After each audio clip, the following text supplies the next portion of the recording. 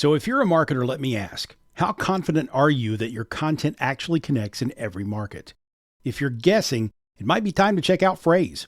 Phrase is the industry-leading AI localization platform that helps you deliver content in multiple languages without losing your tone, your message, or your mind.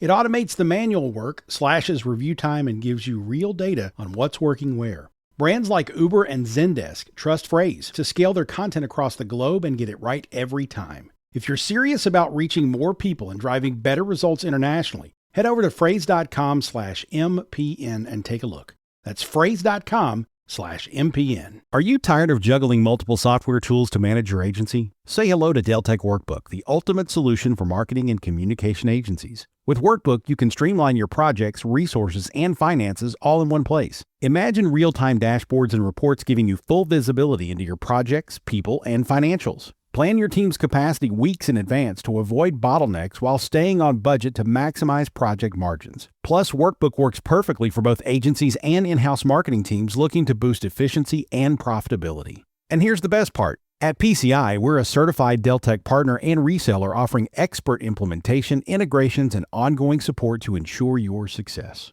Want to see how Deltek Workbook can transform your operations? For a free consultation, visit pci.us/podcast today. That's pci.us/podcast.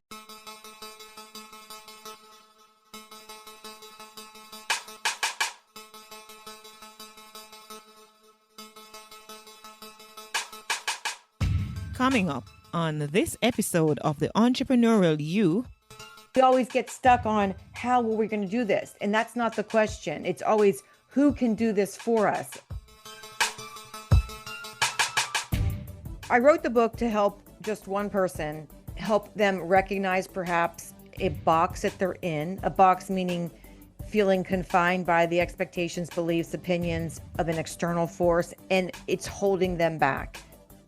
Hey, it's John Lee Dumas of EO Fire, and it's the Entrepreneurial You, the show for dedicated and passionate Caribbean entrepreneurs seeking daily inspiration, brought to you by author, speaker, and award-winning entrepreneur Heneka Watkis-Porter.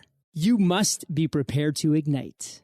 Okay, I am fired up, guys. I'm fired up, peak performers, because it is another day to record the Entrepreneurial You, and you are hearing the Entrepreneurial You. Yes, it is that time. You are at the right place at the right time. I'm Heneka Watkis-Porter, and of course, I am the host. And today's episode, it really is all about shattering limits and building a legacy.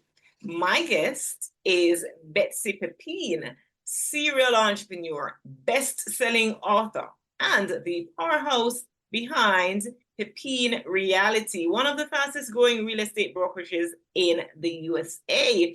From Wall Street Journal rankings to Inc. 5000 honors, Betsy's companies have set the standard for excellence. She's also the founder of Pepine Gives, a nonprofit supporting families facing housing insecurity, and a mentor endorsed by industry icons like Barbara Corcoran. If you want to know what it takes to scale a business and make a difference, trust me, you didn't make a mistake. You came to the right place. And of course, at the right time. Welcome, Betsy. How you do? Oh, thank you. So happy to be here, Heneka. It's really great having you. So let me just tell my peak performers what we're talking about today. We're talking about grow smarter, not louder, the real playbook for scaling companies, because of course, Betsy has done it.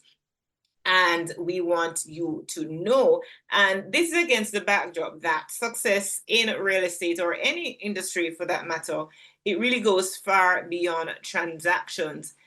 Betsy's story, a story, as we will see, is all about creating systems, nurturing culture, and never losing sight of the people behind the numbers. So today, we're going to dig into how she built multiple businesses, why giving back is non-negotiable, and what it really means to break the boxes that keep us small. But before we do that, you're going to have to wait a little longer because I have my icebreaker question for Betsy. Betsy. Yes.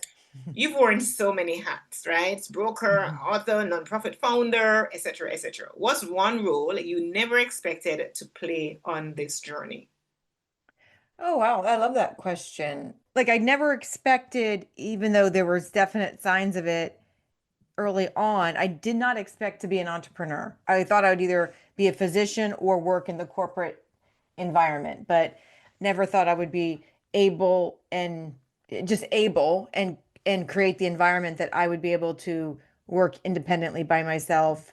I mean, for myself and build companies. That was never in the cards for me until I was, kind of life events happen and then things suddenly open up opportunity when doors close, others open and it opened. So but I wasn't expecting that until my mid 30s. So the accidental entrepreneur, you'd say? Yes, absolutely. All right. So accidental entrepreneur. Yeah. Let's hear it. Let's talk about your journey into entrepreneurship because corporate was the thing for you. So you Hmm. thought.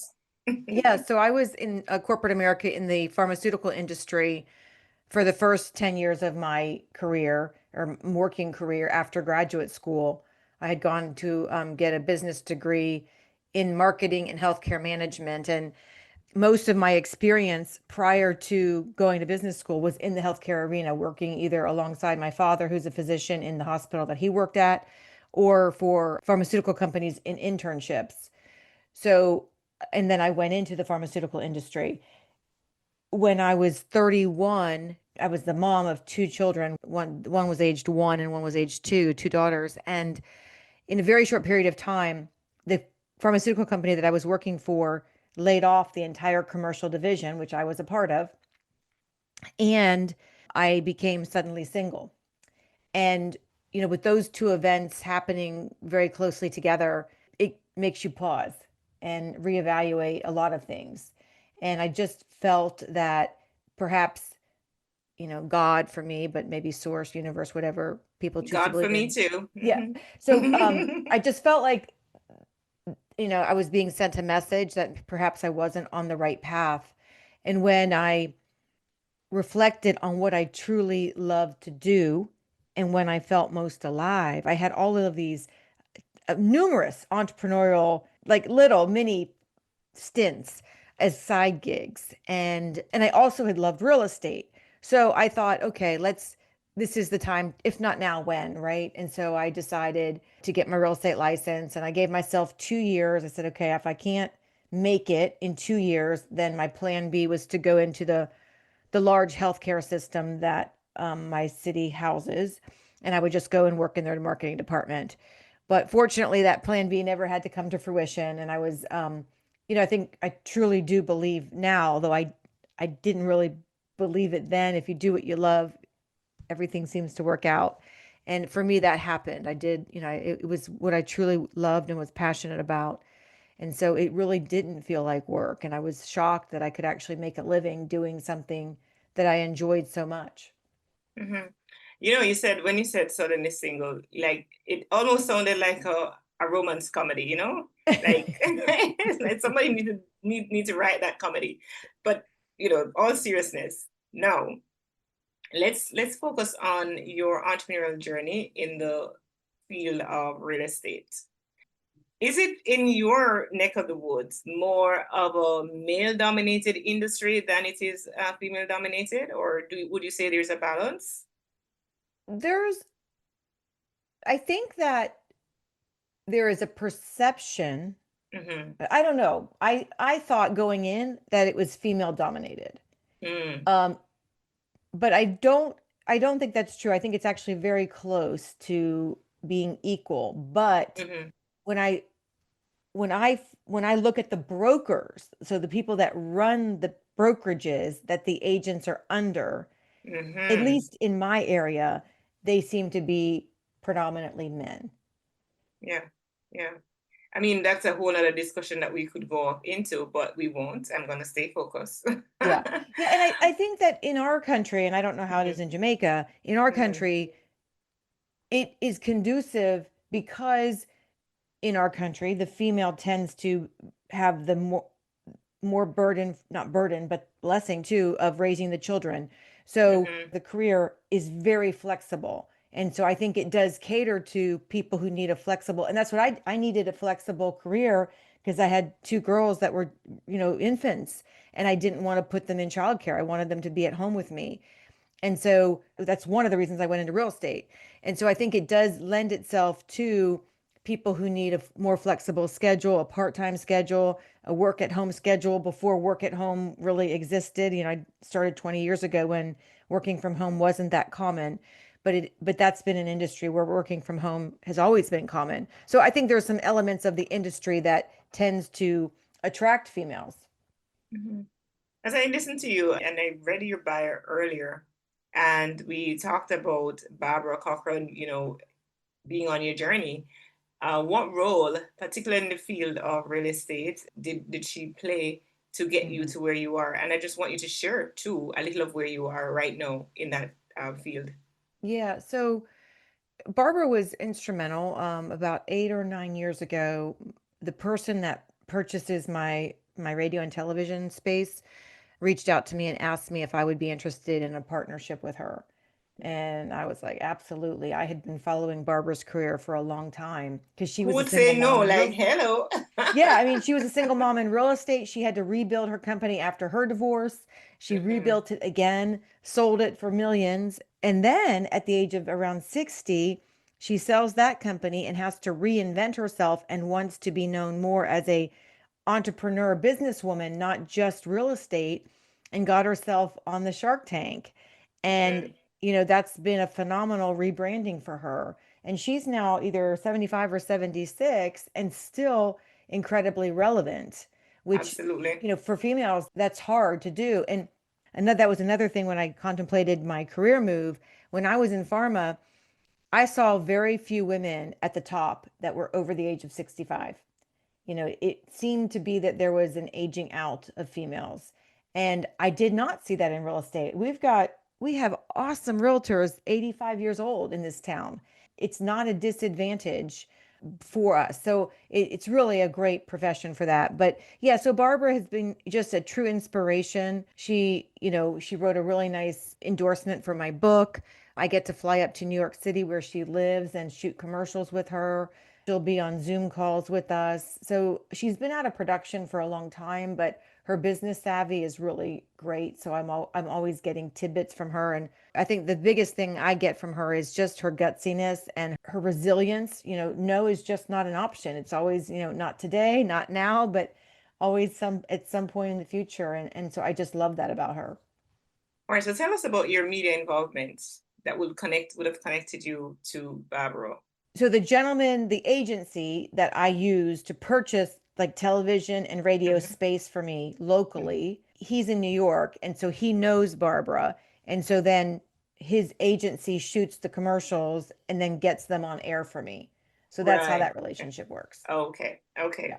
Awesome. All right. So we want to hear. We've heard a little bit of real estate for you. What are some of your accomplishments though? Before we move on to other areas, because you are so entrepreneurially savvy. What are some of the other areas that you have been involved with as an entrepreneur? But before that, we want to hear some of your achievements in the real estate So industry. the biggest achievement for me, like my mission is to improve and empower the lives of others. So it's not something externally focused. It's really on one-to-one relationships. But we have been recognized nationally. The Wall Street Journal, which is I don't know if you're familiar with the Wall Street Journal, Oh, but absolutely. okay. Yes. So the Wall Street Journal has recognized us for being one of the largest producing teams in the nation multiple times. Inc. 5000 has recognized us multiple times for being a fastest growing private company in the United States. More locally, statewide, we were honored with being recognized as one of the top companies to work for in the state of Florida, which means a lot to me because a lot of that, the evaluation of that award was what do your employees think of working for you? And what contribution are you giving to your community? And then we've won large business of the year through our chamber of commerce, just a host of different awards. So that's been nice to have some validation that what we're doing is having an impact. We also have a nonprofit that I'm really passionate about, which addresses the affordability issue, the lack of affordability of housing in our area.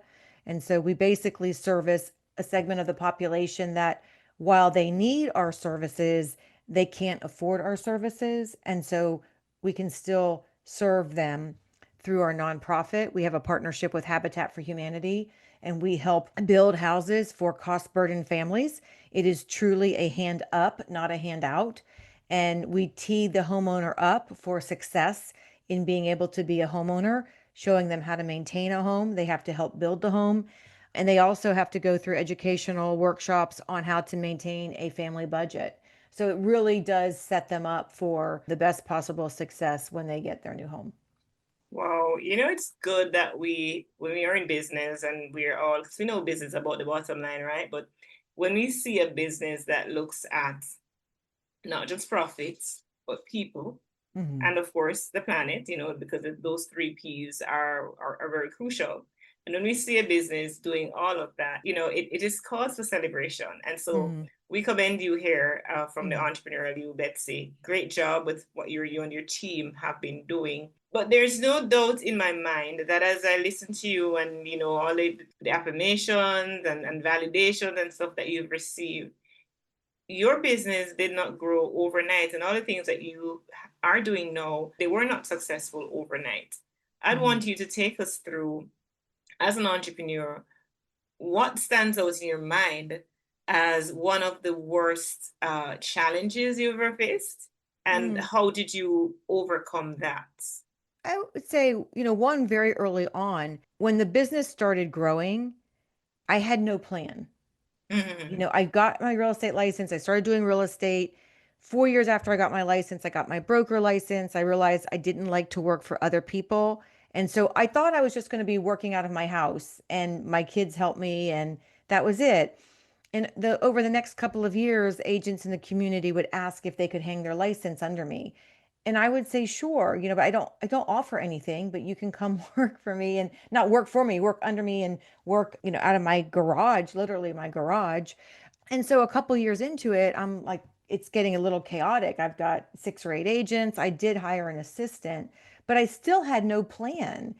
And you and I were talking before we started to air about you going on a cruise. Well, I had not had a vacation with my daughters in a long time, and I had booked this vacation, and it was a cruise out of Port Canaveral. And 2 days before the cruise, my assistant, who was really my right hand woman, she helped me run the company, asked to meet Wait with a me. minute, wait a minute. I don't even want to think where this is going. But anyway, continue. Well, she asked to meet with me, and I was so glad because I had outlined all the things that she needed to do to help me run this while I was away. And this was during a time when internet on the cruise ships wasn't great. So, Mm-hmm. They're still not great anyway. Let's go. so we met and she said, before we start, I need to let you know I'm leaving. And I and she was was afraid it was going there. yeah, and she said that she was leaving to go to my biggest competitor. And I was so naive at the time. I hadn't seen it coming. I should have. All the signs were there, but I didn't see it. And at least I had the wherewithal to ask her why and what could I learn from this. And she said that we were not a company that had a growth path for her, which was very true. There was no growth for her. I mean, she was the only employee. I had no plan. She said that there was not an opportunity to give back to the community, which that one really surprised me because I had always given back into the community, but I'd always done it on my personal side. I had never brought it into my company. I had this imaginary line that stopped. It's like that's my business, that's my personal life. This is my business life. And she was saying, "No, I want those two worlds to collide." And then she said the third reason was that we didn't feel like a family, which was also true because again, I had this model in my mind that business was a transaction. An employee is trading their time for money, and it was a transactional relationship. And then you go home to your family, and then you go home to volunteer.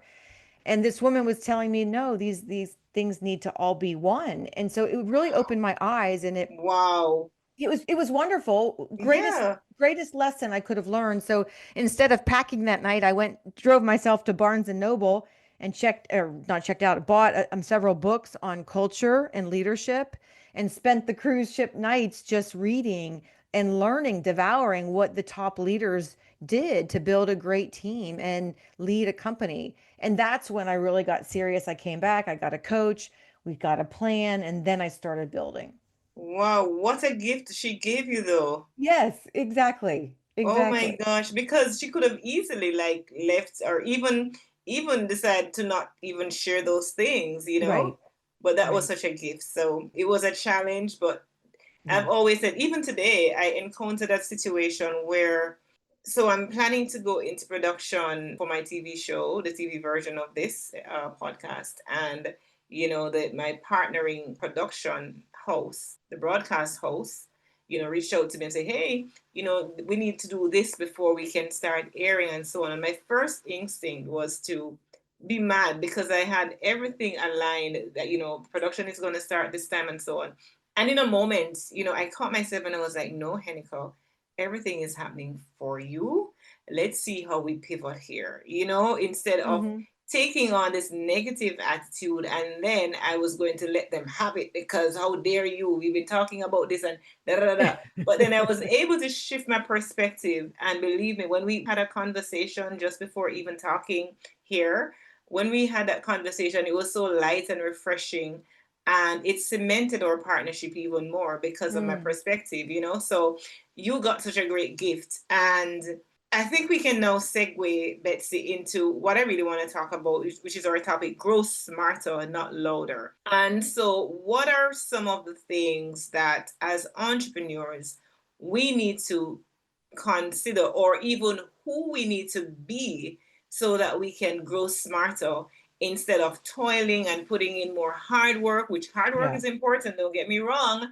But if Yeah. we're focusing on working hard on the wrong things, Yeah. then it is futile. What are some of those things that we need to consider to grow smarter? I think two big things for me is I encourage everyone to get mentors like Barbara Corcoran. And she's like a national mentor for me and kind of way out there. I also like to have mentors closer to me that are only a couple steps ahead of me locally. It doesn't have to be in the industry. In fact, sometimes it's better when they're not in your industry. And it can be a formal relationship. It can be, we have EO groups, we have a variety of different entrepreneurial, high level entrepreneurial groups. Vistage is one that you could join, or it can just be, you just ask some business leaders in your community if they would be willing to be a mentor for you. And if they're not, you can at least stalk them from afar and watch what they do. So you don't have to reinvent the wheel. Get into mastermind groups, get a mentor so that you can bounce ideas off each other. I think the more collaboration you have, the quicker and stronger your outcomes are. And then the second thing is adopting the mindset of who, not how. I don't know if you've read that book. It's just a phenomenal concept, but I've heard it, about it and I'm yet to buy it, so thanks for the reminder. okay, yeah, it'll change your life. It'll Mhm, change your personal life and your business life. I mean, mhm, we always get stuck on how are we going to do this, and that's not the question. It's always who can do this for us. In as long as we stay in our unique ability, which one you'd have to know what your unique ability is. Which if you Google it, you can. There's tools and assessments and things for that. But then as long as you stay in your unique ability and you get a right who for everything else, it becomes so much more enjoyable and pleasant, and you don't feel like you're rowing against the tide. fantastic, fantastic. What was important that you said earlier, and I know that this ought to be one of our grow smarter plan, because leaders, people who read, they're actually leaders, and leaders are readers. Before you went on that cruise, you bought yourself some leadership Mhm. books, see what it is that the best practices that are happening out there. What Yeah. advice do you have, Betsy, for leaders who want to blend business success with meaningful community impacts? I think the first step would be to start volunteering. And that's what I did. I Mhm, started volunteering in the community, taking leadership positions, even if it was just organizing certain events, getting on the committees, and then getting myself on boards of mhm, nonprofits. So you can understand the needs of the community and you get leadership experience outside of work, especially if you're new to leadership. It's a wonderful way to get leadership experience. So that's what I would definitely recommend. The other thing we did, and it worked for us, is I wanted my contribution to the community to be in the space that I'm already in. I didn't want it to be something totally different than our business. So for us, we're in housing, we're in real estate. So it made sense for us to help address the needs of the community with regards to housing. It's just a natural extension of what we already do. So it's easier for us to make a contribution and a meaningful impact in the space that we already know very well. I know others sometimes do something totally opposite of that. They just do something maybe that they're passionate about, which is also a different approach. But I just really like the fact that our nonprofit totally ties in with what we do on the business side.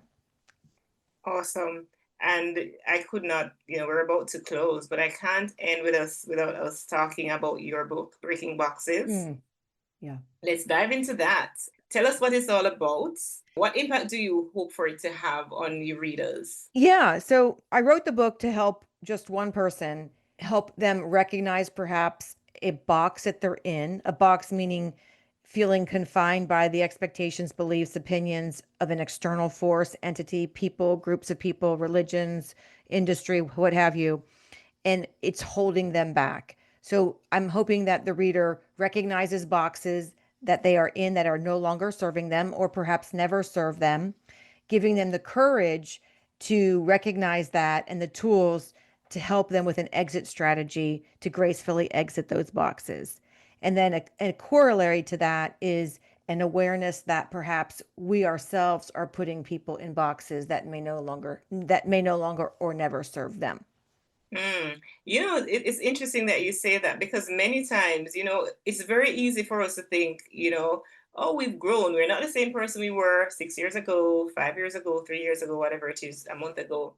And so we get offended if someone who kind of reacts to us in the form of us, right? Mhm. But it's oftentimes very difficult, or we never often hear somebody give that same level of grace to others, knowing that, hey, your expectation or what you know of somebody who you've met 6 years ago and how you interacted with them 3 years ago, they could very well be a different person. And so we never ever give that grace, and we box people in, And so while it is important for us to unbox ourselves, it's very important. And I'm glad you brought that home, Betsy. It's very, very important for us to unbox others as well, because we're not the only one changing. Others are changing and growing as well. So we need to give that same grace. I love it. We're going to talk about, some recipe or a recipe for success when we come back from the community connection segment. And I just want you to think about that. What really makes success in the business? And we're talking tangible reasons, things as well as the mindset that is necessary. So let's go into our community connection segment. And of course, this is a segment that we either allow you or community members to share your reviews, your feedback, and so on. But for the last couple of weeks, I have been sharing about events that are upcoming. And I'm super excited to share two main events, right? So LeaderCast Kingston, LeaderCast being the largest one-day leadership event globally, which I've hosted in Jamaica on a number of occasions pre-COVID. And after some sort of a hiatus, 5 years, I guess, we are back. Yes, LeaderCast Kingston is happening in Kingston, Jamaica on October 7th. I want you to go and get your ticket. Go on spurropen.com/leadercast and you can get your ticket. That's spurropen.com/leadercast and grab your LeaderCast ticket while we have the early bird ones going around. So we're excited about that. At this time around, it is being hosted under the umbrella. Yes, being planned by me, the same branding that Heneka Watkis-Porter will deliver. But now it is under the umbrella of our social enterprise, Grace to Grow, Mentorship and Training. And so when you support this event, you're not only supporting an event, you're not only attending a conference that is going to help you personally, but what you are doing is supporting women who needs a second chance to thrive through mentorship, through, the leadership lessons that we transfer, through the entrepreneurship lessons that we transfer, and all the many things that we do over that 12 weeks and they don't pay a cent for. Okay, so that is happening. And when you support it, you support a cause. And secondly, and what I'm super excited about as well, is the upcoming leadership cruise happening, leaving from Fort Lauderdale straight into the Bahamas, where we are going to Nassau. And we're also going to be the private island of Coco Cay, which is owned by the Royal Caribbean Cruise Line. So we have an amazing lineup of speakers, some of which are going to be the LeaderCast speakers, and some other local speakers as well. So you don't want to miss this thing. You don't want to miss it, right? Liberty of the Seas is what we're cruising on. And this ship's, fun fact, this ship's Royal Promenade is a floating city, perfect for spontaneous masterminds or a midnight stroll. For more information, to learn more, to share with us, go to henekawatkisporter.com or send me an email at henekawatkisporter.com. And that's our community connection segment. Lots of exciting things. But we get back to Betsy Pepine, who has been inspiring us, who has just been sharing her wonderful journey with us. And she's here to share more about what makes for success, particularly in the real estate industry, but overall entrepreneurship. Take it away, Betsy. Well, in real estate, which is considered very much a sales profession, we train our agents that we are really in the relationship business. We're not a transactional company. I tell agents and customers all the time, and I truly believe this, I don't care if you buy or sell from us. My only goal is for us to establish trust. And I know that if we establish trust, then when the time is right for them, their friends, their family, they will think of us. So as long as I keep the long-term perspective, I know that I sleep well at night and that the business will come. And that mindset has served us very well. We truly treat everybody as though they were our family. So any recommendation, any advice we give it as though they were our mothers and fathers and aunts and uncles. And I think, the other thing I tell agents is, what's ethical because ethics in business, it comes into play a lot. And something that's ethical when only $5 is on the line, let's say it's ethical or not ethical, it's still the same if there's $50,000 on the line, right? And so I think sometimes people's ethics change when they realize, wait a minute, this could be a lot of money out of my pocket because I made a mistake, or whatever the incident is. It's like their ethics get a little bit gray when more and more of the money is out of their own pocket, and that's not true. It's what we believe to be ethical at one price is still ethical or unethical at the higher price.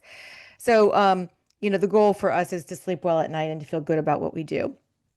In terms of what success is, I remember vividly one time I got a phone call from the elementary school, and the school nurse asked me if I could come pick up Lindsay. And I thought, well, that's interesting because while my children go to that school, I don't have a daughter named Lindsay. And I told her that. And she said, well, so-and-so, Lindsay's mother, put you down as her emergency contact. And I was her realtor. And so that just, I remember being so honored that she thought enough of me that she put me down as her child's emergency contact at the school. So that to me is success. It's not selling somebody a house. It's the relationship that we created together. As a result, the house just helped with it, was the conduit to it. But it's those relationships to me that make it successful. In fact, my closest friends they were customers first, and they have now become my closest friends. So that to me is success. And I think in any entrepreneurial journey, it's what relationships have we created? Because at the end of the day, to me, we're all here for connection and making an impact, a positive impact in someone's life. I mean, my goal every day is to wake up and make sure that my presence has enhanced somebody else's life today. Because if not, why be here, right? So at the end of every day, I check myself. Did I make somebody's life better today from my presence? And if I haven't, I better do something quickly before I go to bed, because I don't, we're here for such a short period of time, and just want to make the most of it. Well, that's so refreshing to hear. Thank you, Betsy. Thank you. So I know we can find you all over social media as Betsy Pepine. Yep. On Instagram, Facebook, YouTube, yep. LinkedIn as well, LinkedIn, Mm-hmm. right? And then on TikTok, you are Gainesville Realtor. Yes. Right. And then I have a website, which is just my name, betsypepine.com. And there you can, my book's on Amazon and, all the major book retailers online.